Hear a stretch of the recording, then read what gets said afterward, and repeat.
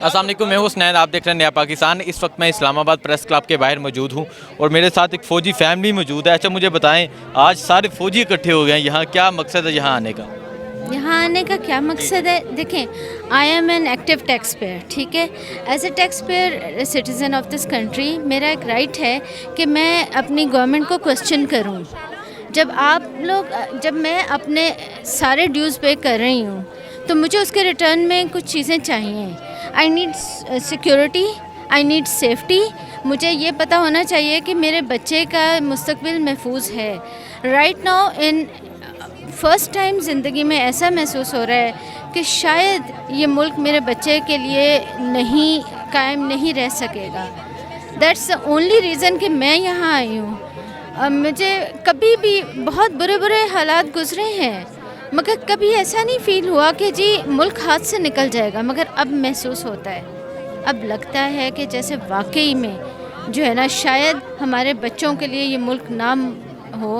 और कभी आप देखें ना कि रेफ्यूजीज़ बन जाएं, क्या हो। I mean, this is the time to at least get up and ask कि भाई करना क्या है, कर क्या रहे हैं, क्यों कर रहे हैं और क्या कर रहे हैं।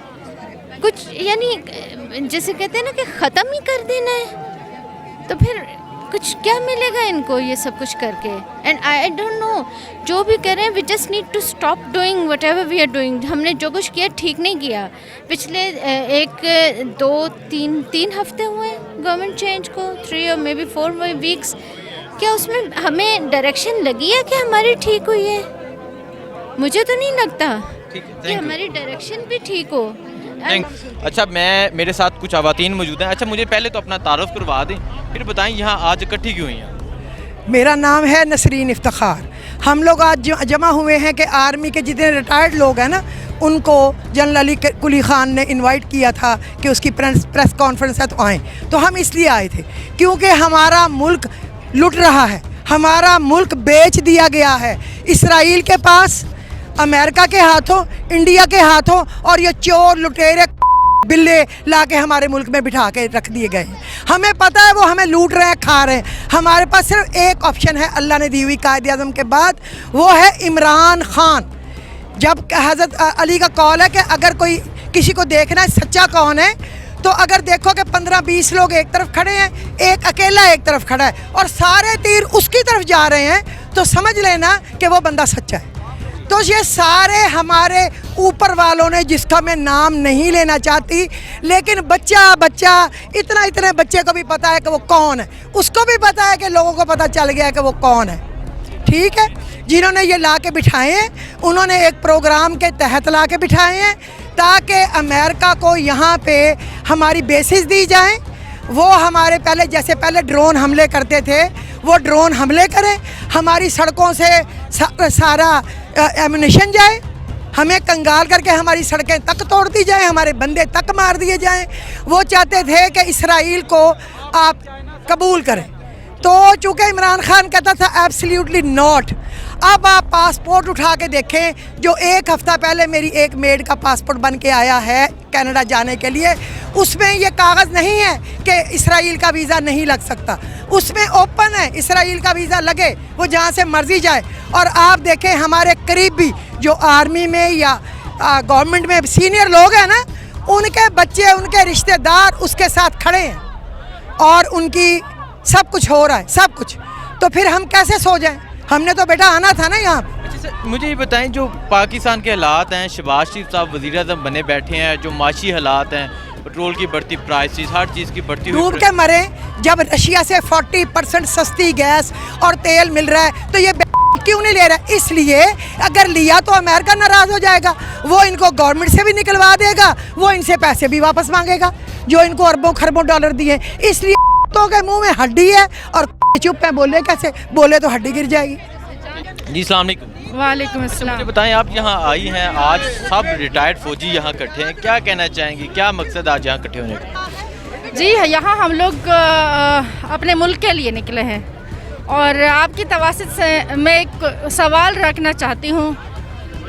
अपने जो हमारे मुल्क के मुनसिफ हैं, तो अपने मुनसिफ़ों से और हमारे सलामती के ज़ामिनों से मेरी उनसे सवाल है कि आप लोग जो मेरे मुल्क के साथ कर रहे हो, आप लोग के तो बाहर होंगे ठिकाने, लेकिन आप लोगों को इस पर रहम नहीं आता कि ये बेटियां, ये मुल्क के बच्चे ये कहाँ जाएंगे।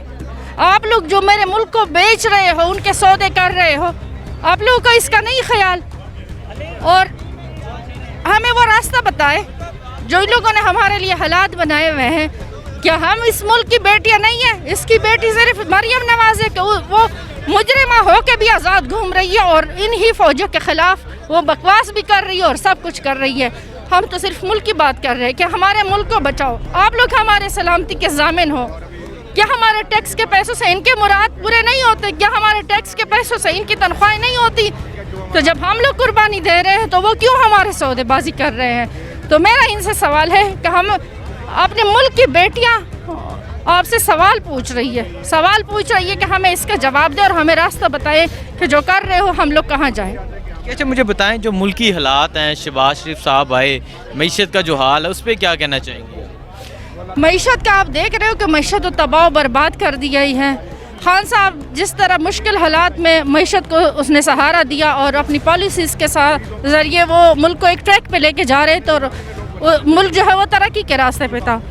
इन लोगों ने आके जो ख़जाना था वो अपनी अयाशियों में उड़ा दिया। आप देखें कि पीपल्स पार्टी के जो रहनुमा है वो पूरे 1 महीने से, जब से ये गवर्नमेंट बनी और उन्होंने इक़्तिदार संभाला है, तब से वो अयाशियों में अपनी बिज़ी है और वर्ल्ड टूर पे गए हुए हैं। उनको तो इस मुल्क से कोई सरोकार नहीं सिवाय इक़्तिदार के।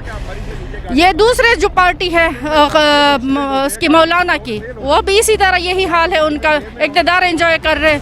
और ये बाकी जो है शहबाज शरीफ एंड फैमिली और उनकी जो पूरी कंपनी है वो इसीलिए आए हैं कि इस मुल्क को तबाह बर्बाद कर दे। उनको आवाम से कोई सरोकार नहीं। अपने केसेस जो है उनको कमज़ोर करे या हो सके तो ख़त्म ही करवा दे। नेब को कमज़ोर करे। हर इदारे में उन्होंने ऐसे लोगों को लगाया है कि इदारे जो है वो रुक गए हैं। मुल्क की मईशत का पहिया रुक गया है और हमें इस और कोई क्या उम्मीद रख सकते हैं। Thank you so much.